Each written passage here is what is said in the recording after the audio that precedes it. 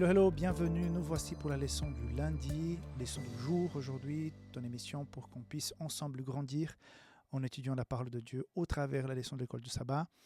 Nous sommes dans cette lancée concernant l'Église du 1er siècle. Nous avons déjà parlé de ce siège autour de Jérusalem et comment les choses se sont déroulées. Aujourd'hui, nous allons un petit peu continuer sur cette lancée et je voudrais t'inviter à partager cette vidéo, à être abonné à notre chaîne pour que ce message puisse aussi arriver à d'autres personnes. Nous sommes face à des personnes qui, pour leur foi, ont tout donné. Des personnes qui ont accepté Jésus et qui n'ont pas compté. Dans le 1er siècle, plusieurs chrétiens ont payé de leur vie, leur engagement.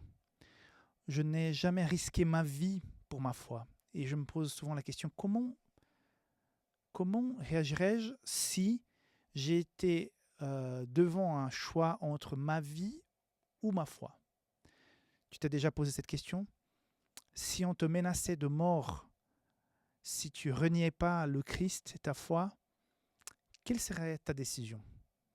Imagine-toi que dans cette église du 1er siècle, plusieurs, donc, notamment Étienne, qui a été lapidé parce que il a prêché l'évangile, on a trouvé d'autres excuses, il a été lapidé, donc il a payé de sa vie, et Paul était là.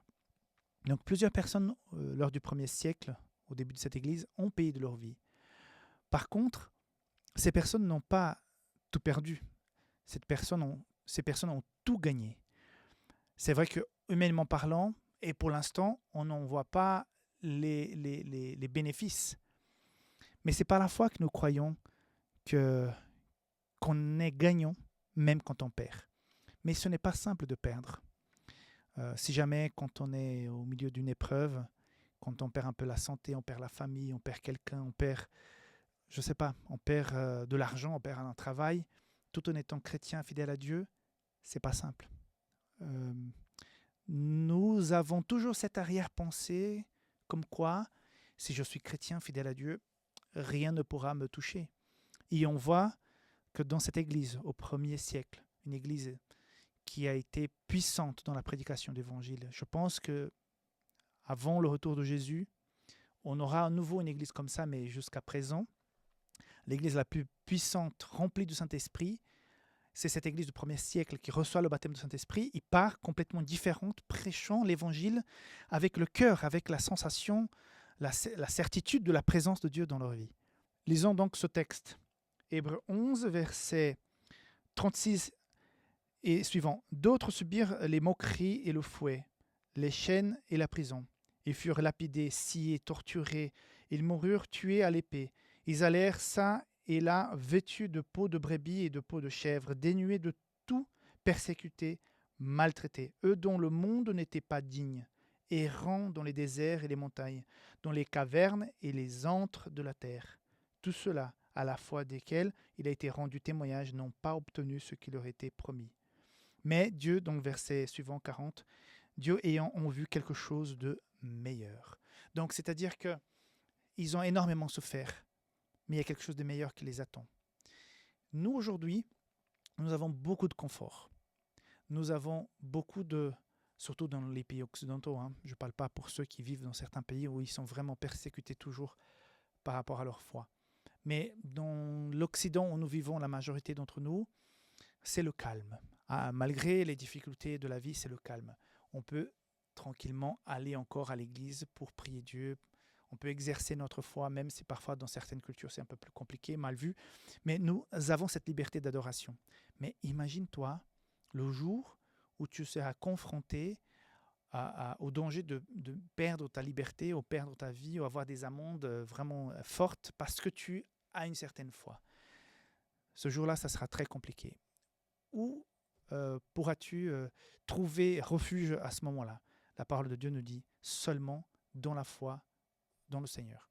Parce qu'on voit justement dans ce siège que ceux qui avaient cru au message du Christ ont énormément souffert. Parce que lors du 1er siège, il manquait aussi de nourriture, des aliments. Les gens étaient sur le point de se rendre quand finalement il y a eu ce moment pas de pause, mais où l'armée romaine est partie. C'était donc le signe pour que les chrétiens puissent aussi s'enfuir. Mais ils ont souffert jusqu'à pouvoir trouver délivrance. De la même manière, parfois dans la vie chrétienne, il y a des moments de réjouissance, de victoire, où on se sent vraiment très bien, on a senti que Dieu était avec nous, qu'on a été plus que vainqueurs. Il y a des jours où c'est moins beau que ça, quoi.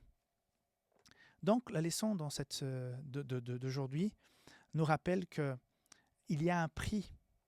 Il y a un prix. Parfois, aujourd'hui, nous sommes tellement confortables, c'est tellement simple de suivre le Christ, tellement confortable que on ne s'engage pas trop, on ne vit pas vraiment quelque chose d'exceptionnel avec le Christ, mais on y est. On participe, on rend notre dîme, on va à l'église, tout va bien. Mais parfois, et on va voir ça dans les autres leçons qui sont devant nous, parfois un petit peu de persécution nous aiderait à peut-être à nous réveiller d'une certaine situation spirituelle un peu dramatique. Un autre point que je ne voudrais pas oublier, c'est que Satan, il a toujours travaillé pour anéantir. Donc, il a anéanti, comme j'ai lu ici, par la souffrance, par la persécution, par la guerre. Même à un moment donné, il se rend compte que plus on va tuer, plus on va persécuter, plus on va emprisonner, plus de convertis va y en avoir. Donc, à un moment donné, il se rend compte que peut-être le plus simple, ce n'est pas d'aller contre, mais de s'infiltrer. De faire en sorte que ceux qui se vivent en communauté, ceux qui est prêché, ou ceux qui auraient dû être le cœur, donc l'amour, le partage, ne fonctionnent pas correctement. Et là, peut-être les dégâts sont encore plus nombreux parce qu'on n'est pas persécuté, on n'est pas en prison, mais en même temps, on n'est pas avec le Seigneur. On a la forme, mais le fond est vide. Donc le danger est d'autant grave que si nous étions persécutés.